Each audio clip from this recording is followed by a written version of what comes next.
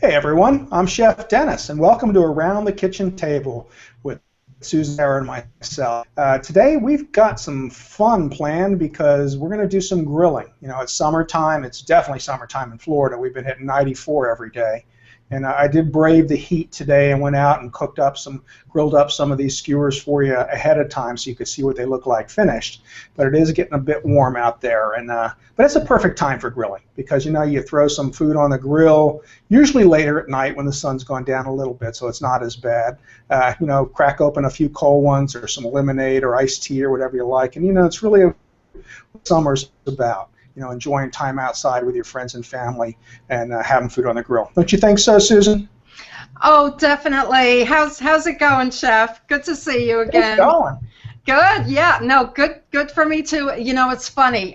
We had the most wonderful weekend weather this weekend. It cooperated beautifully for my big outdoor, really important party that we had, and now it's like dark and gloomy. But the good news is that you can, we're going to be talking about outdoor kitchens and grilling outdoors, and whatever kind of weather it is, everyone wants to grill. And it's true. And I know when my daughter and son-in-law had an apartment in Manhattan, and they had this teeny tiny little terrace. Well, and they had this teeny tiny little hibachi, which is illegal to use. You can't use them out on the terrace. So of course they got one, and people want to grill, and it doesn't matter the size of the grill. People have got to grill, don't you think? Absolutely. Growing up in the the wooded areas of New Jersey when we moved from Texas, my father built a outdoor grilling area out of cinder blocks, and you always look for that refrigerator rack that you weren't using or one, because that's what went across the blocks. Everything on that had your marks. So that kind of takes me back when you started thinking about other ways we used to grill, and we grilled up some pretty good food on that little makeshift barbecue that we had. We used wood, didn't always have charcoal, but we had all kinds of woods behind us. So there was wood in the fire, stoking that up, and enjoyed a lot of good times out there. Yeah, it's true. And I think my father, he made this big this brick thing, and back back in the day there was a lot of these brick structures for grilling, and now of course it's totally different, and now we can have a whole kitchen outdoors. And so I wanted to bring in a good friend of mine from the kitchen and bath industry, which is Kalamazoo Outdoor Gourmet. And if you don't know about Kalamazoo Outdoor Gourmet, you will. And they are everything outdoors, everything kitchen, not only grilling, but everything else. And we have with us today Russ Falk, who is the Vice President of Design and Marketing at Kalamazoo Outdoor Gourmet. Hi, Russ. Hi, Susan. How are you doing today? Pretty good, pretty good. So, did you grill this weekend? Of course. Of course, okay. And what did you grill? Hamburgers, which is everybody's favorite pretty much when I'm at the grill. I love grilling fish and things like that, but my burgers get quite a draw. Oh, okay. Well, then we'll have to talk about that later on. Sure. But I have to get back to you, Chef, about the what we're doing today, which is skewers. And I had this big party.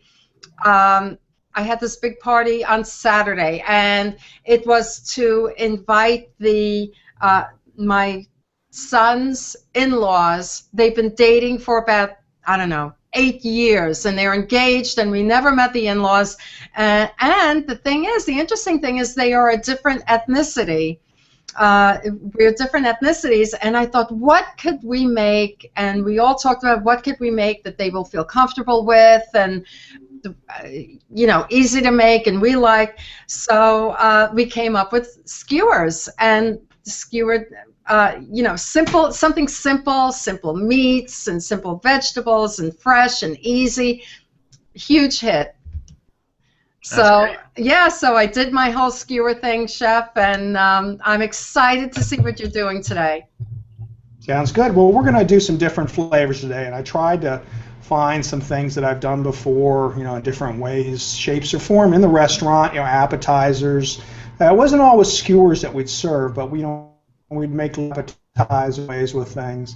And one of my favorites was always tandoori chicken. It's easy to make. It's got a lot of flavors going on, Love a lot it. of different spices. Yeah, and it's not that difficult to do. I was going to whip up a cucumber sauce to go with it, but the time sort of got away from me here. It's quite a bit today, so we'll do that on another show. But tandoori is really pretty simple, and it starts off with a yogurt base. And I didn't get Greek yogurt. I got just regular plain. It's organic yogurt. It's Stonyfield, so I did get some organic, but it's plain yogurt. And then you just start by adding in some ingredients. And I have lemon juice. All right. Oh, and something? Let me get my ginger because. Oh yes. Oh yeah. Oh, so chef, you keep your ginger in the refrigerator. Well, I did buy some whole ginger, and then I saw this, and I remembered how much I loved it. I got a pack of these last year when I went to a conference. I got 15 of these, all different flavors, and when I was getting my fresh ginger, I saw this as well. Ah, okay, so it's like crushed. It's crushed ginger. Yeah, and it's wonderful, and it takes all the headaches and problems out of using herbs. They have a whole line of them, and I have fresh garlic cloves in there, always do, but I also bought garlic, and it really makes life easier, and I'm going to use some garlic. Well, so this is a paste. So this would even be good like on garlic bread or any marinades because it's a really nice, finely done paste. So it comes out. My head has just exploded. I haven't seen those products. I haven't used them. I'm just blown away. It's Gourmet Gardens, and this contains 23 cloves of garlic. Wow. Right, and this is 21 pieces of finely chopped ginger. So I mean, they're really cool. They run about, depending on where you get them, $5, $6, $7 a tube. But when you think about what you buy, what you might lose, in all the time you spend getting things to get these, and then you forget, and then you buy everything and you forgot the ginger. Absolutely. So this is, and then ginger's a pain, but this really makes life a lot easier. Oh my God! Yeah, they sent me home with this little satchel of all these. They have lemongrass, they have basil, they have oregano. They have all different kinds of herbs, and they're really pretty cool, and they make life a lot easier when you're making things. Makes you want to cook, too, when you add different spices. Exactly. So now I have a bunch of different... Absolutely. And, I had done earlier when I did it, I took my coriander and my cumin, and I actually toasted it a little bit. And this is something you can do pretty easy, in a saute pan. And a lot of times if you're using ingredients, you want to toast seeds, nuts, anything, because it brings out more flavor, more pronounced flavor from them. And toasting's pretty easy. It's just you get a saute pan pretty hot, and you put these in, and you let it cook for maybe a minute, and then you take it off the fire, and then you just keep tossing it around. And that is enough to toast it. And it's not a lot. You're not cooking them. You're just bringing out more of the oils by doing this, and it really adds some flavor. And I didn't do it to this, but this morning on the one that I cooked, I do. So I'm going to see how much difference I can tell when I eat them. So I have my coriander and my cumin, and then I have some garam masala, and I have some sea salt, and I also have some paprika. And now you can use any kind of paprika you like. I'm pretty much a little bit of a sissy when it comes to heat. I'm sorry to say. Oh, come on! I'm afraid I am. So I did not use a lot of heat in this. I used a regular sweet paprika, but if you want to change the flavor up, you can use smoked paprika, which is really nice, or you can use more of a hotter paprika. So you have that option to add as much heat into this as you want. I like the flavors more than the heat this stage of my life. Now, I also know that sometimes you see tandoori in bright red. Well, that's pretty much a coloring that they're putting into it. They even have a tandoori color you can buy to add into it, but I keep these just natural and brown. So I have everything in there. I'm just checking my list to make sure I didn't miss anything. And this is about all you do. And you let it mix up real well. Now, the big important part about doing something with this kind of a marinade, especially with chicken, is doing it at least 4 hours ahead of time. And, overnight is really the best if you can do it. And, you can fit quite a bit in here. Now, chicken tenders will skewer really, really nicely. I did not get chicken tenders because they were extremely expensive this week.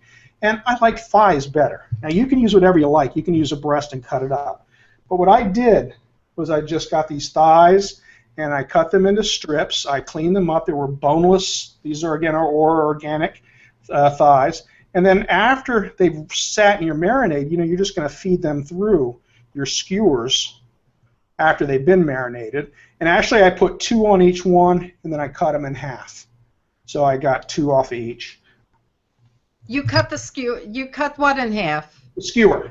Oh, okay. So you do baby skewers. Okay. But the chicken, there wasn't anything else on the chicken. The tandoori is just straight chicken. The other ones have vegetables on them, so I used full-length skewers. But for the chicken tandoori, I just used 1. So then once your marinade is done, all you're doing pretty much is putting your chicken in.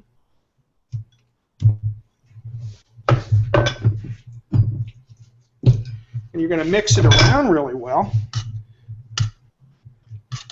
I love that. That's one of my favorite chicken tandoori to make at home. It's so easy, and it looks so good, and it looks fancy, and it's great. I love it. Like I said, if you want to, sometimes you'll get it and it's got this red coloring. You can always add that in if you like that. If you're cooking to impress, and then you just want to pour this into a Ziploc bag. And this is where an extra hand would have been really good. You did good. All right, and then once it's in the Ziploc, now, I would have done a lot more. I have some done already, so I have enough, but, you have enough of your marinade there to do a lot. Then you just roll the bag up. Pretty simple. And then you pop it in the fridge. Okay, so you're not putting any. Now I see some herbs there. You don't put any green herbs into the marinade. Any chopped up? No. Okay. You could garnish with it, but anything you put in the marinade at this stage is going to get dark. Is going to get kind of going to get a little ugly. Yeah. So if you have herbs, I might even toast some sesame seeds. I might have some scallions, and then I did not do them today because I wasn't thinking of those terms. I just eat them kind of plain. The only thing that would have made them really hot, which I didn't, is a cucumber yogurt sauce. Is always a nice way to get rid of some of that heat if you starts to overcome you. And that's pretty simple too. Again, that's the yogurt. It's a little lemon juice, maybe a pinch of sugar, and the cucumbers in it, and just let it sit and marinate. A few other little salt, little pepper, season it up to whatever you like. And it's pretty simple to make. A nice dipping sauce to go with your tandoori chicken. So that's tandoori, and I do have it finished. I'll bring it out later when we get everything done, because I want to show everything when it's finished. Okay, good. So far, any questions? Any comments or questions or anything we need? Oh, sure. We have a few. Let me put it up here. Conjure up food. Anna Jane, are there any additives to the prepped ginger? Good question. Very good question. Fresh ginger, dextrose, glycerin, fructose, sea salt, sodium ascorbate to protect flavor, citric acid, xanthan gum. It's gluten-free, but yes, there are some additives. Okay, so, all right. That's yep, good to know. There's always a price to convenience. Doesn't look like anything outrageous. The only thing I would have worried about I'm going to guess $4.99. $4.99? Yeah, they were $4.99 or $5.99. I forget. Okay, all right. So I'm always, I always play this game when I'm in the supermarket of guessing either an item or the whole deal, and I come surprisingly close to it. So it's one of my great talents that I wanted to share with you. And the other thing is, with chicken, I'm going to listen so intently to this because my kids have these wonderful food memories. And I don't know if they're so wonderful, but their one food memory is, well, maybe not one, but is of me always burning the chicken on the grill. Only grilled chicken, burnt. They bring it up like once every couple of months. I don't get it. So we'll talk to Russ about that later too. How to avoid the, the secret's burn. Indirect heat, but Russ can lead us through that because mine still sears up sometimes too much, but we'll get to that. Yeah, and then Ray Miller says, Chef Dennis Litley, you're already beyond my ability after 5 minutes into the show. I do a mean burger, chicken and ribs. I will write these ideas down and give them a try. It pays to be adventurous when grilling. I like that. Ray, it's not really that hard.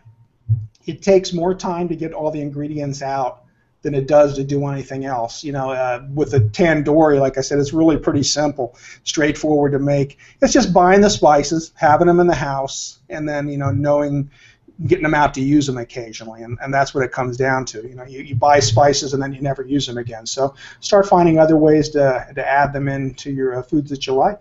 Yeah. So what do you have next up, Chef? Okay. Well, next we're going to I have a shrimp, and we're staying proteins right now.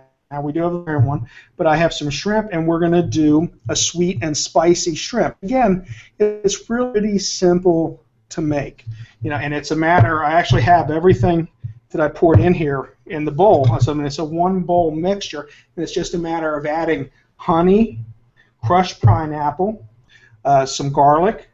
Let me get my list here so I don't forget anything. A little soy sauce, a little chili sauce.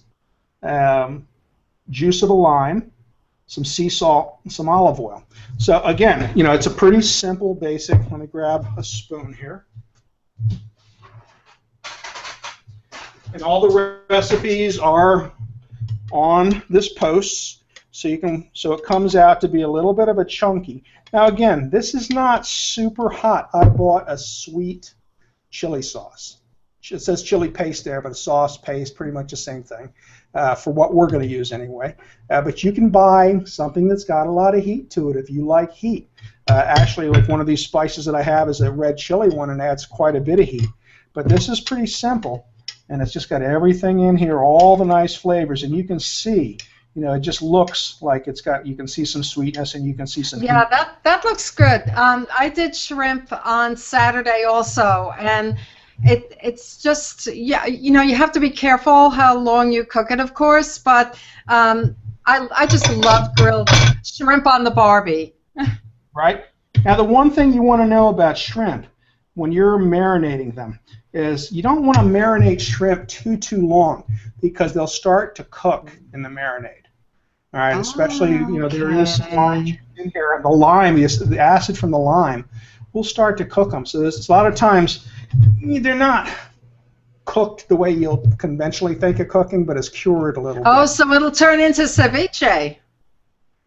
Pretty much, if you leave them in too long. So you get some flavor to them. But now I added it all in here. Now, I would have saved about half of this and used it to brush onto them later. Okay, so I would have poured about half of this out into another container, kept it, and then when I put them all together, I would have brushed down the whole skewer. And again, let me just show you, to make a skewer, you just want to start with something. And I have, for the skewer, I have some pineapple here. So I would start with a piece of pineapple. And then a shrimp, and when I put one, I'm going to go through it and do it sideways. Ah, okay. All right, and now I'm going to put a piece of bell pepper on. And these are all things that kind of go really good together. Pineapple, bell pepper, onion, then I'm going to do another shrimp. And of course, you're going to let these marinate a little first. So a few hours to marinate. And Russ, I'm wondering from you if, and I think your mic is muted. Right, yeah, there you go. I'm wondering from you, do you have to do you have to brush the grill with a little bit of oil before you put on skewers? A lot of people like to do that. Personally, I like to oil the food rather than oiling the grate. It can be a little bit more difficult when you're using marinades to then also incorporate oil. But typically, I'm in the oil the food, not the grate camp. I work on a pretty hot grill most of the time, so that oil is gone the instant it touches the grill grates. Yeah, that's true. It is a little logistically tricky to oil, and then you get the smoke flare and other flare-ups, and it gets tricky. Sure enough. Okay. So all I would do with this is I would brush it, and I have a brush. Okay, and I would just take this brush after I put it together. Of course, they've marinated, and when I'm taking it out to the grill, I'm going to brush the fruit down. I have peach on here. I have pineapple on there. I have red onion and bell pepper. So I have some color on here. And you can use other fruit that you like. A mango would be really nice on it. You might want to put a cherry tomato on it or whatever you like to make it pretty. But then just brush it down, and then when it comes off the grill, brush it down again. And it'll have a nice little glistening to it. Okay, good idea. Now, tell us about how long you cook that, Chef. How long you put that on the grill? They're going to be on the grill, and it depends again on how hot the grill is, and Russ can probably talk about this too. But you want to get shrimp is really delicate, so it's going to take the least amount of time of anything you have on here. So you're not going to get probably a full cook on the onion and the pepper. You're going to sear it a little. You're going to get some heat into it and soften it up a bit, but it's going to still be a little crunchy, and that's okay. It's still a good vegetable. It's cooked. You're going to bring out a little more of the flavor by doing it. So, don't worry about it. But it's the shrimp, you want about 3 minutes, 5 minutes tops on each side. It's not going to be as direct because it's lifted up a little bit with these other vegetables, so it's not flat on it. And just turn it over and just keep an eye on it and watch it. What I did do was I got a little color on them, and then I turned the heat way down to cook a little more slowly. So, you can do that too and get a little indirect heat. The chicken cooks pretty fast too, so whatever you put on the grill, you just have to watch it. Vegetables are probably the easiest to do, in a little, let them stay on a little bit longer. You won't have as much problem. Yeah, the timing is so critical because, again, on Saturday when I had when I was entertaining, I did skewers with filet mignon and mushrooms and, I don't know, another couple of vegetables on the skewers, and it was marinated. And I picked filet mignon because I figured, well, it's easy to eat. It's tender.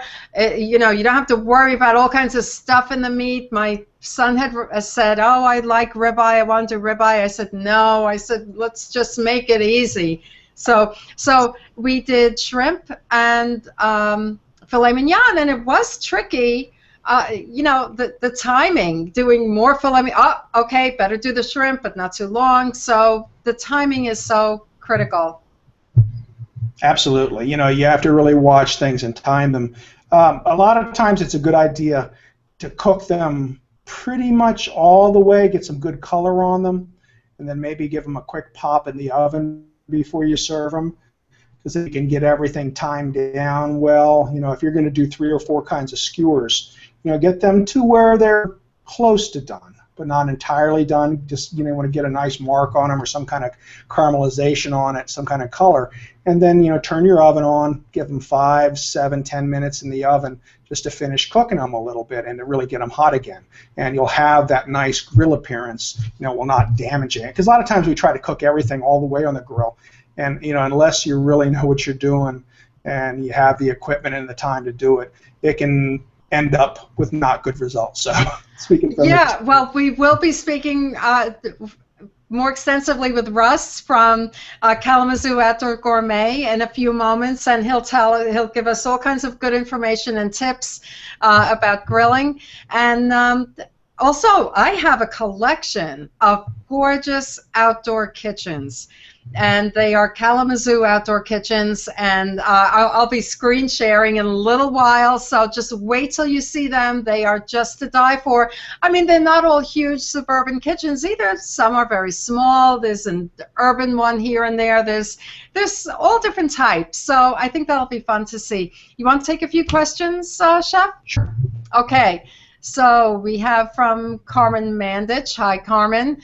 This is interesting. Love this quote. Color is so important in the appeal of food and shrimp. Pineapple, peppers, great. I just need to feel the sandy beach between my toes. So that's where you bring the hibachi to the beach. There you go. Yeah, so if a color it just makes it fun and exciting, and I think that's part of the appeal to grilling too. And Wayne says, let's see, Nick says ceviche baby. So that's a whole other show, and we should do that one time. You do a little ceviche and some tequila, huh? Okay, don't forget the tequila. Conjure Up Food, Anna Jane says, would you suggest serving this with a big green salad and yogurt and a wedge of lemon? You know, I would suggest serving it with anything you like. You know, it's all about what you like to eat. To me, you know, my tastes are always going to run different than your tastes. And, you know, salad sounds wonderful to me. A cucumber, like I said, the cucumber dip I was going to make. Anything you like is good. You know, don't be limited by what people tell you should go with things.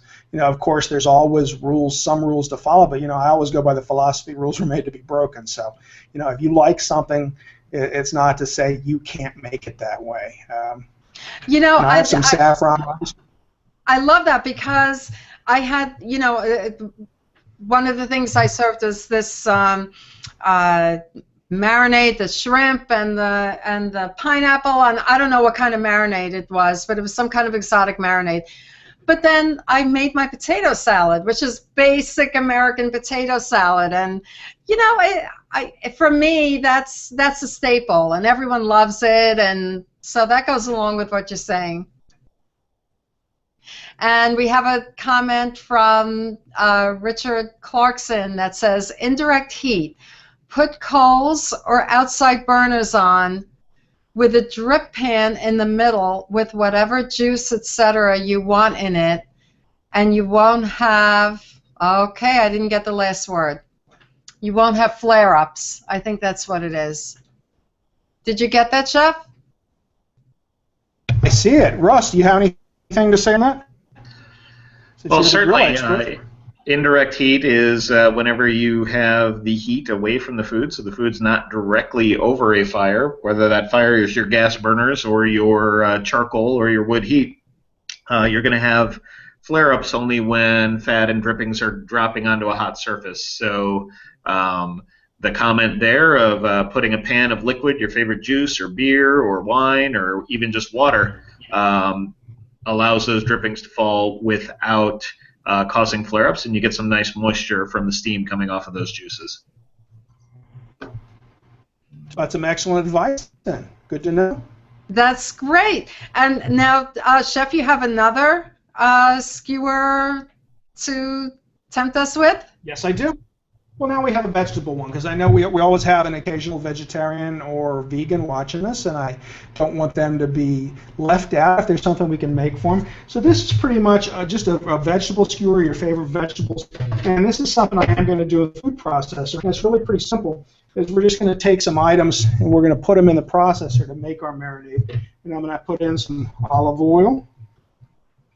I mean, I love it. You just don't do one skewer. You do three. You just, you know, you do it all. Well, we need our veggies. So I was going to have some veggies with it, and I figured I might as well skewer them. I got some lemon juice. All right. And then we have some garlic cloves. And I do have fresh garlic. I don't want you to think. No, I'm not, and I did not peel them. So let me grab a knife and I will take care of those. They don't rely on modern technology for everything. That's true. That's true. Yeah, you can really get some bright, exciting flavors in vegetables too, and even I would imagine even grilling certain fruits and adding some liqueurs to that. Would you have to pick the right fruits, I'm sure, but I Well, I like like that idea. yeah, peaches are my favorite to grill. Me too. Okay, so we have some garlic in there, and then I have my seasonings over here. And we're just going to add all the seasonings in there. All right. And we're going to pulse. Get that garlic nice and chopped up. I add some curry, some cumin, paprika, chili powder, sea salt, and black pepper. So again, we're going a little bit towards the Middle Eastern flavor. It just seems natural for skewers for me. I have to say, Chef, I don't know if I'm the only one here, but I would not have thought of marinating vegetables. I would have just put them on the skewer, and everyone loves that grilled vegetable flavor, but I think this just really is a creative way to serve. Let me tell you what, I'm going to put my vegetables in, and I have some peppers, and I have some different color peppers in here. I have some mushrooms. We have some zucchini circles. And we have some grated tomatoes. And I believe that's it. Okay, so here is what I made there. Those are the vegetables I'm using, and again, you can use anything. Are you using broccoli? Because broccoli spears maybe. Broccoli or cauliflower would be nice too. You could go with either one of those. I also was going to pick up some ears of corn, but they didn't have any fresh in the market. And then take your ears of corn and cut them down into small wedges, to small circles, just kind of like the zucchini, only a little thicker. Oh, cool. Twice as thick. So then what we do is we have our mixture, and now I'm going to add in, I have cilantro, and I have parsley. All right, and then I'm just going to mix all this together. Now I didn't put them in because I don't want them to be a mess, and get all ground up and be, just not pretty. So I chop them by hand, and I add them in towards the end. So now I have all my vegetables here. I have my marinade, and I'm just going to coat them. Wow! Forget the proteins. I think I'm going for the veggies. My onion too. I had some onion here. Wow! Vidalia onion.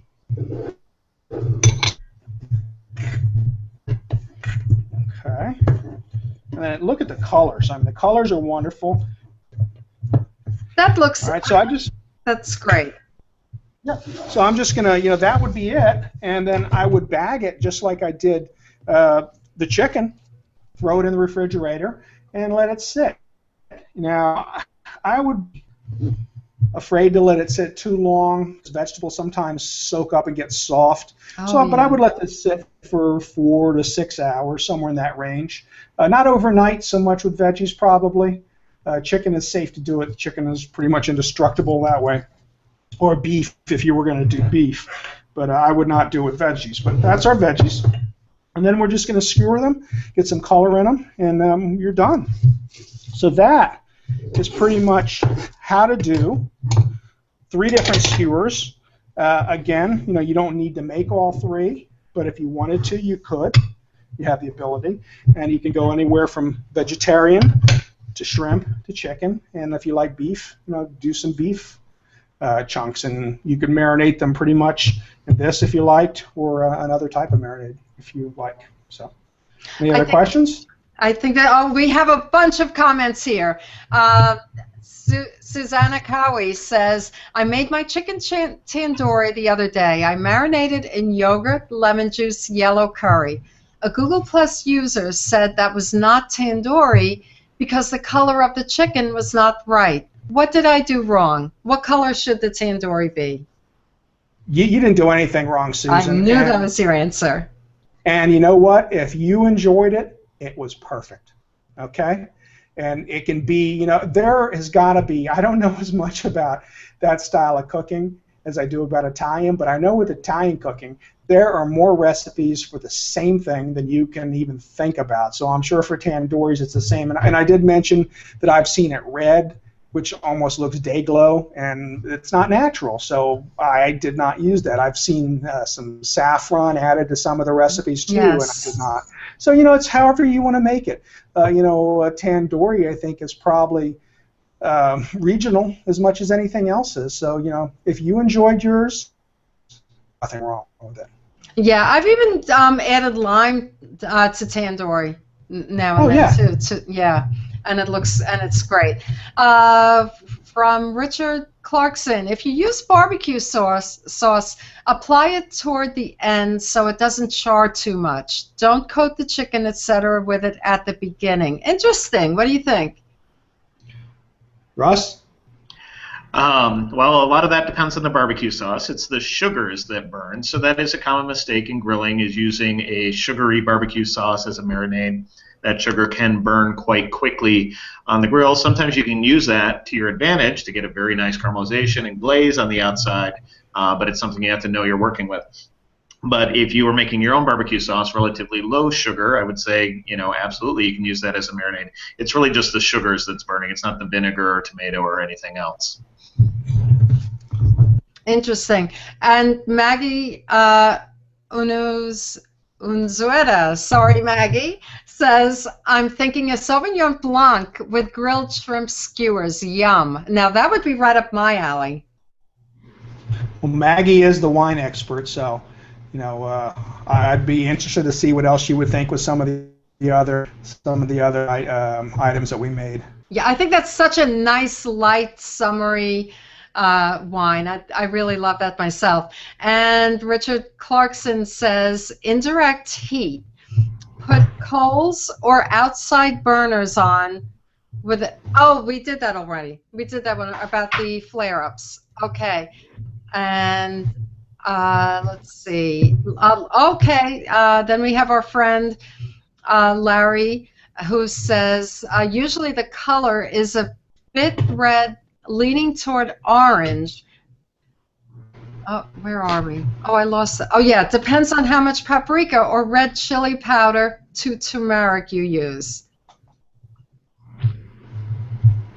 Yep. So, it all depends. If you want to make it classically, then you might make it a little bit towards that color. But again, it's whatever works for you. I don't ever tell anyone to make excuses for something if it doesn't come out the way that they saw it in a restaurant or the way their friend made it. As long as it tastes good and you enjoyed it, it was a success. Yep, that's true. So what do you say we take a look at a few outdoor kitchens? Oh, no. You know what? First, let's see this finished result, Chef. You go ahead and do them while I plate everything, okay?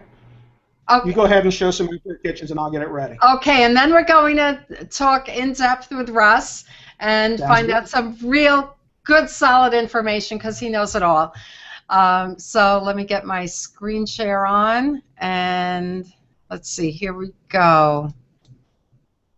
Okay, so we're starting here with now Kalamazoo. Russ does. Not only grills and appliances, but stainless steel cabinetry too. Is that correct? It is. We do have basically everything you need to build the ultimate outdoor kitchen. There you go. There you said it. Everything you need.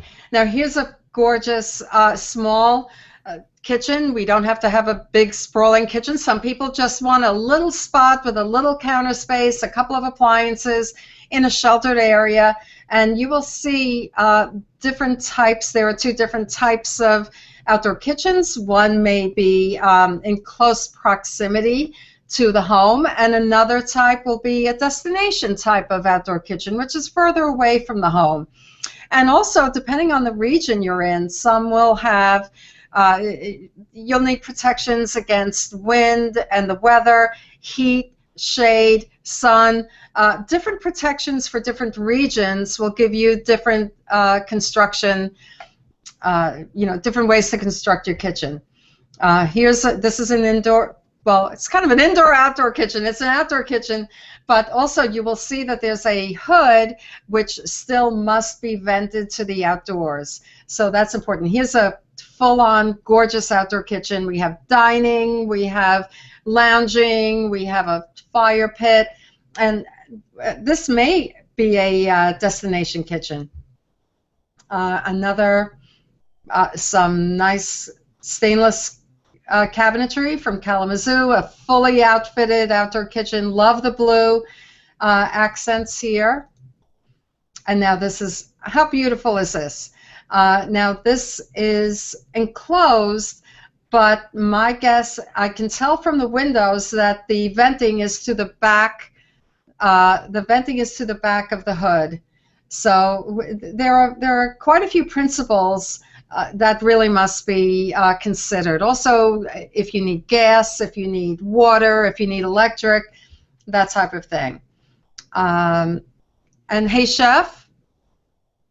Hey, Chef. Yes. Yeah, I just wanted to make sure I was seeing Russ on the screen. I just wanted to make sure that we're seeing the kitchens on the screen. Yes, we are. Okay, that's great. Just double checking there. And again, even if you have lots of property, you just need a little spot. You can go small, you can go big, and it can just be exactly what you want. Here, of course, now this is a fully designed, decked out kitchen, and almost in a typical indoor kitchen design, which is kind of a U shape. It looks like there are kind of, or maybe L. It looks like there are two L's here. You may, some outdoor kitchens have dining on the other side. And here, this goes beautifully with the decor. It's kind of a natural extension of the home.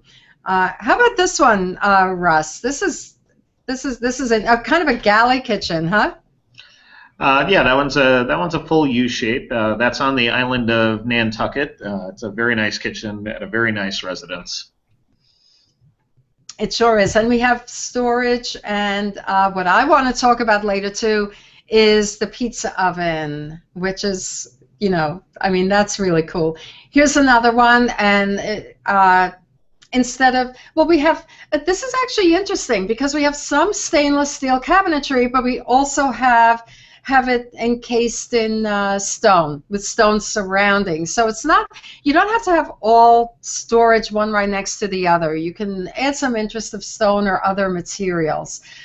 I'm sorry, one of my favorite materials is, I just can't say enough about it. I love Decton. I don't know if you know Decton. It's by Cosentino and Russ, and that is a material it's used for countertops, but it's a new material that's made for the outdoors, meaning it can handle, it has performance properties for every kind of weather, any kind of heat, and it's good for indoors and outdoors. So for people who want an understated look in the design, that is a wonderful product to consider when you're putting something surrounding your grilling appliances. Here's a close-up look. I mean, just, look at this. Just lovely. So those are a few. Kitchens, and I have more to show you. So, Chef, how about if we talk to Russ a little bit? Sure thing. Let me just show you the finished platter. Oh, yes. And then we'll Please. go from there. All right, so here's what we have. There we go. Look at that. Look at the skewer cam. Today we'll call it the skewer cam. That is beautiful. I mean, I'm seeing spices, sort of texture. That's really what it's all about. I mean, speaking as a designer, I think that's what I like about skewers. I think it's the visual texture of it. Absolutely.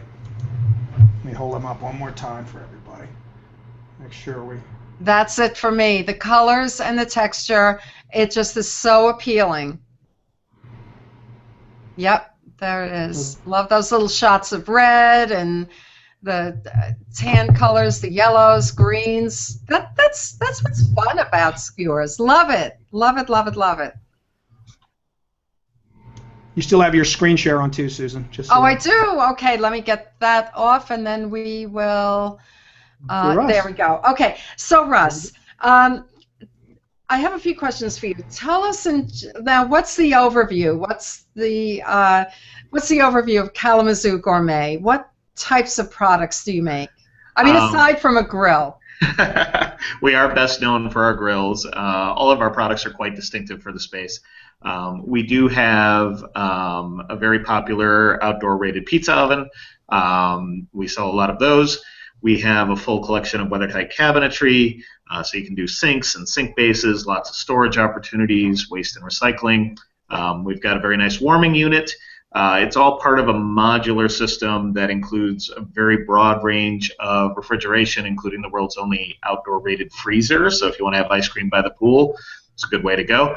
And we recently launched the world's first outdoor rated dishwasher. So when we're saying complete outdoor kitchens, we're really talking complete. Including a dishwasher. There you go. That's amazing. Yeah, no more bringing it all. I mean, that's major.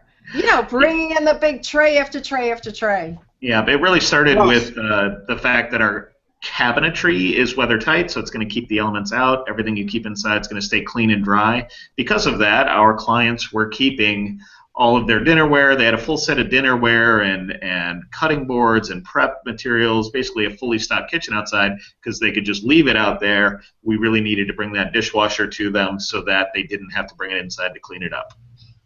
Okay, so say I'm in northern Michigan or somewhere up where it's just freezing, over the winter. Any problems with having these appliances, out there in the elements? When we're looking at the refrigeration line, it is pretty much impervious to the elements. It is meant to be, it's engineered to be left outside throughout the winter. To winterize your outdoor refrigerator, it's a matter of opening the door, pushing the power button to turn it off, close that door, give it a little love with stainless steel polish. You just come back in the spring and turn it on. It's ready to go. The exception would be an ice machine or a keg tapper, the units that have a plumbing component to them. You do need to drain all the liquid from the lines and make sure that they are now prepared for the winter. The dishwasher that we mentioned has its own winterization cycle. So you access the winterization cycle through the control panel. It'll drain its own water lines for you. Come spring, you go back and you send it through the spring startup cycle. It gets itself ready to go. So we try and make it as easy to live with as possible. If your outdoor kitchen isn't easy to live with, you're not going to use it as much as we would like. So we try and have it always at the ready, always ready to go. You don't have to lug stuff inside for the winter. Everything's meant to stay outside year-round. Mm-hmm. Tell me, how do you determine what's the best size grill for you? There's so much choices. Sometimes too many choices are tough. Yeah. What do you recommend? Most people start with how many people you're going to cook for on a regular basis. I think an ample size grill should be able to handle, if you're really working it, you can feed 50 people off of it. What's more important to me when evaluating grill sizes is the indirect cooking capabilities. If you want to make, if you're serving for just a party of 8 people and you want to make 3 whole chickens, I like to butterfly those chickens and cook them in the indirect zone. A butterfly chicken takes up a fair amount of space. When you think about your grill, the entire grill is typically capable of direct heat, but now if we want to cook those chickens with indirect heat, part of that grill isn't on. So your grill is now, in terms of cooking space for those chickens, half the size, just in simplest terms. So I always encourage people not to undersize their grill because I want them to be able to use indirect cooking techniques. I want them to be able to use combination cooking techniques, and that's where the real magic comes, where you sear off a nice thick steak or a nice thick chop, and then you move it to an indirect zone, close the lid of the grill, and let it coast up to the perfect internal temperature. It could be 20, 25 minutes in the indirect zone. If you don't have the ability to have these multiple temperature zones, multiple spaces to cook in, you run out of room and you can't do as much exciting stuff on the grill. It's not just all about hamburgers or grilled chicken breasts or shrimp all the time. You want to be able to do those indirect things. Okay, that's something I would not have thought of, although I have cooked indirectly quite a bit before, but I think in the purchasing process it would not have come to mind. So I think that's valuable information. Tell me something. You have something called a hybrid grill. What is that? I did mention we're best known for our grills. The reason we're best known for our grills is it's the only grill in the world that cooks with gas, charcoal, and wood, and they can do them in any combination. So you've got all the convenience of a gas grill, but you've got all those wonderful flavors and cooking experiences that are only available with a charcoal or wood fire. I'm a charcoal girl. Well, there you go. So what we've got is a system with our powerful burners are down below, basically a tray that is in the form of a drawer. If you want to cook with gas, you leave that empty, fire up the grill. It's the best gas grill you're ever going to use.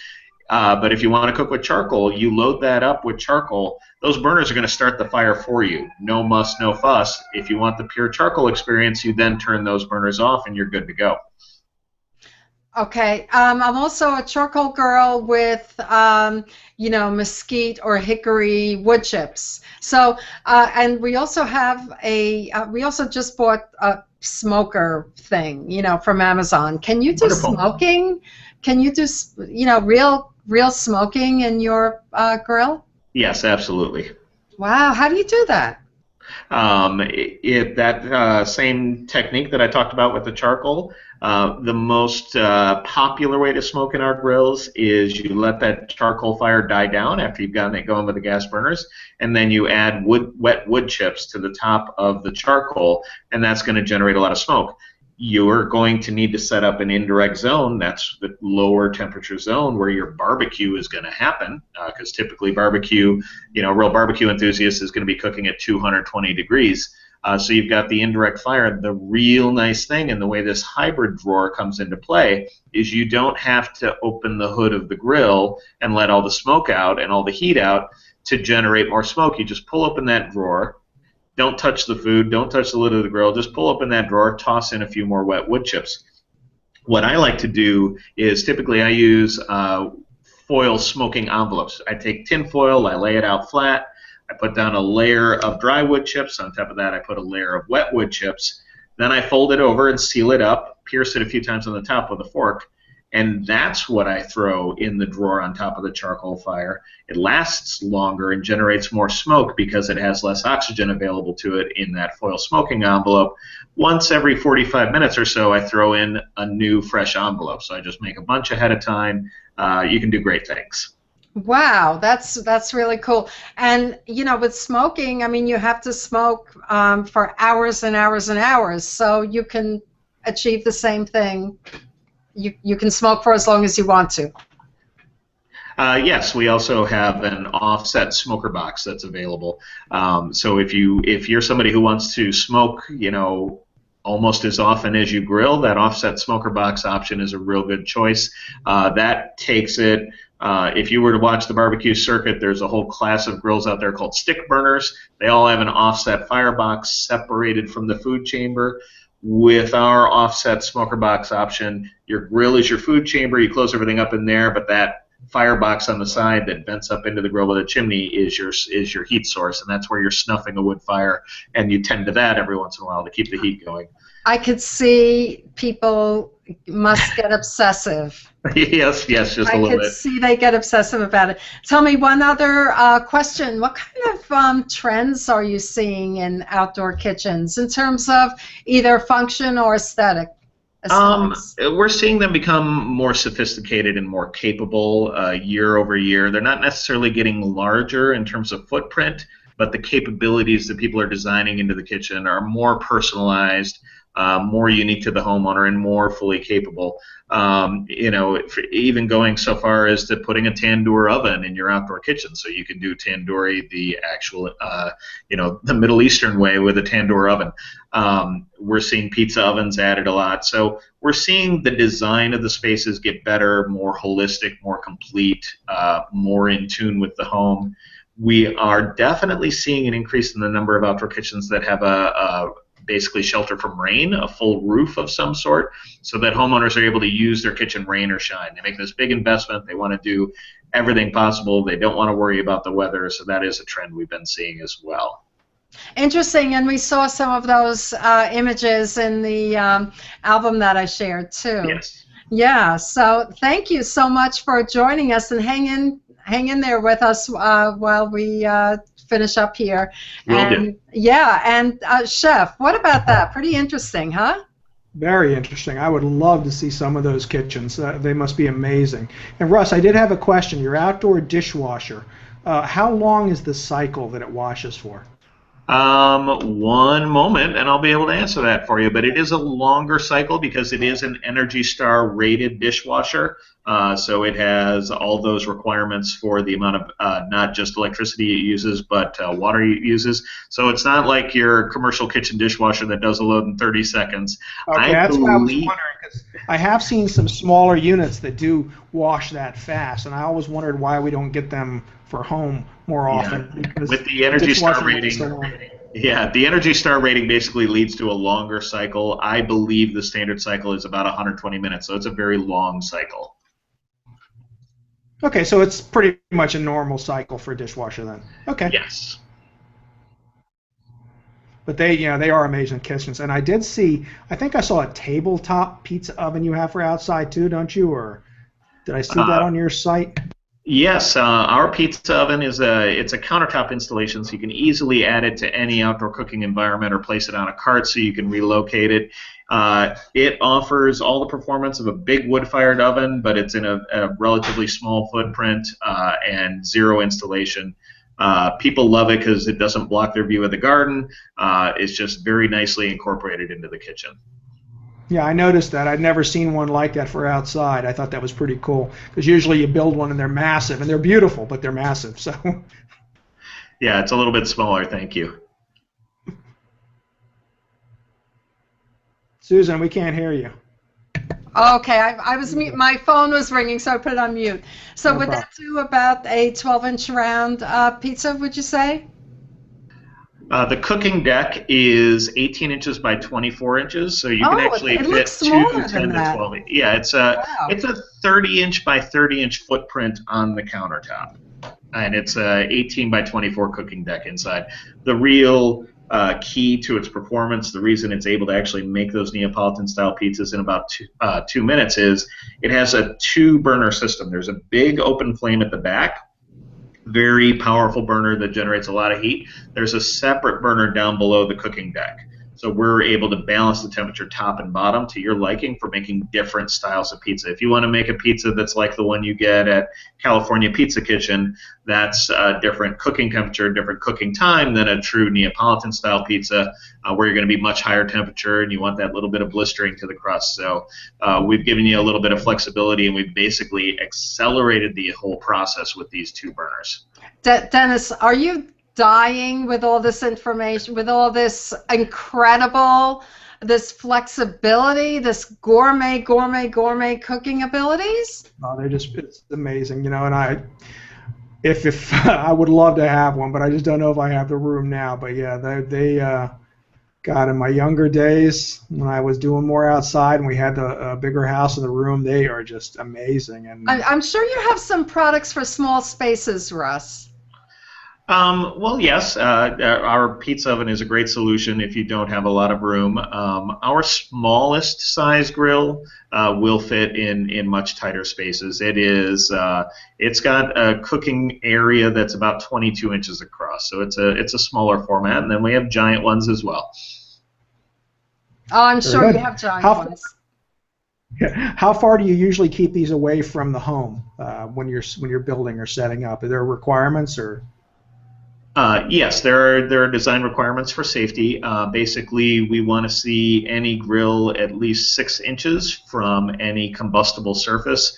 But beyond safety, I do like to see the grill a little bit farther from the home than that, just to help keep the side of the home clean, unless you're going to put in a large backsplash like you saw in some of those outdoor kitchen photos.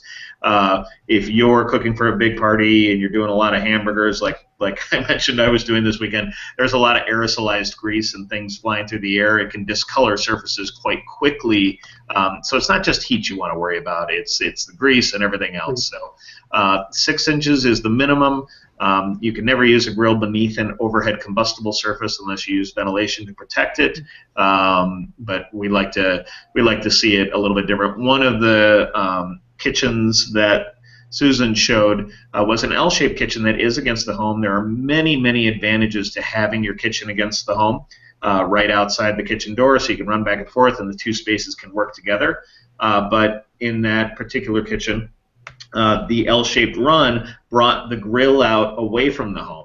So the sink was against the house, making it so you can tie into the water lines and everything else. Both water supply and drain are easier. But then it turned a corner to move the grill away from the house, so we don't have to worry about staining the cedar siding. Makes sense. Good to know. Yep, that's good. Thank you so much for all this great information. And I for one am ready to go play in my outdoor kitchen. So thanks a bunch. So Chef, what a great show today. Beautiful, visually beautiful, texture, color, tasty. Absolutely. I'm gonna get ready to eat dinner now too. I'm pretty starving with everyone else here. I get to smell everything on top of seeing it. I know. It's not fair. It's just not fair. But anyway, good. So enjoy it, Chef, and we will see you next week. And thanks again, Russ. Thank you both. It was a pleasure to join you today. We're happy to have you. Well, thanks everyone for stopping by today for Around the Kitchen Table, and we hope to see you again soon. Bye-bye.